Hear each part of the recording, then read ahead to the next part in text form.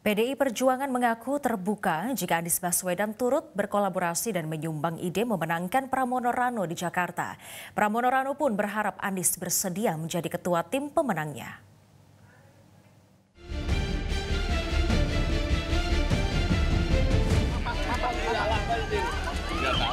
Bakal calon gubernur dan wakil gubernur Jakarta Pramono dan Rano bertemu mantan gubernur DKI Jakarta Anies Baswedan di area Car Free Day pada Minggu 1 September 2024 kemarin.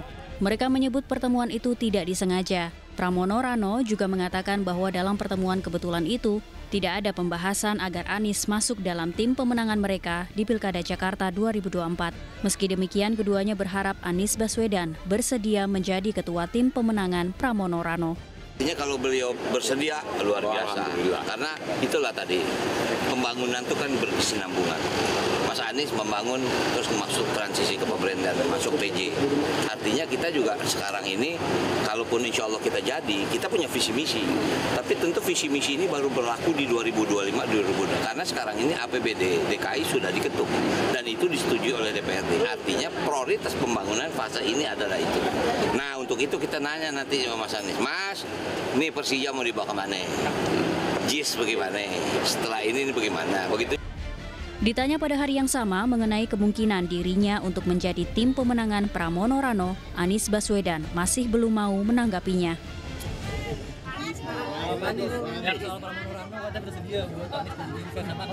Sekarang kita hari Minggu, santai-santai dulu.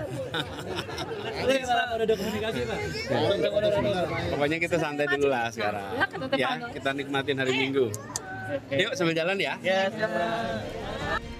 Sebelumnya, PDI Perjuangan mengaku terbuka jika Anies Baswedan turut berkolaborasi dan menyumbang ide memenangkan Pramono Rano di Jakarta. Anies dinilai dapat mengkomunikasikan ide dan gagasan lintas profil pemilih di Jakarta.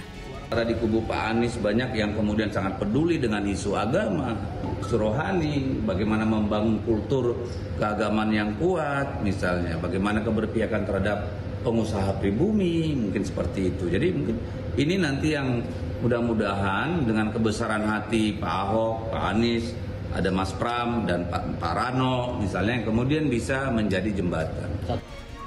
Analis politik Adi Prayitno mengatakan saat ini elektabilitas Anies di Jakarta mencapai 40%. Maka jika suara itu mengarah ke salah satu paslon, bisa saja akan mengunci kemenangan. Adanya komunikasi politik antara Pramono Rano kepada Anies adalah upaya menggait pemilih Anies di Pilkada 2024 nanti. Kalau hari ini misalnya kita melihat elektabilitas Anies itu 40%, kalau semuanya itu mengarah kepada salah satu paslon, itu bisa mengunci kemenangan. Atau misalnya skenarionya tidak 40% pendukung Anies itu mengarah ke satu calon, diskon misalnya 20% atau 10%, saya kira tetaplah signifikan. Oleh karena itu bagi saya dalam sistem demokrasi elektoral di mana seorang gubernur, bupati dan wali kota itu dipilih secara langsung, satu suara itu tetaplah penting, apalagi 1000, apalagi 500 dan seterusnya.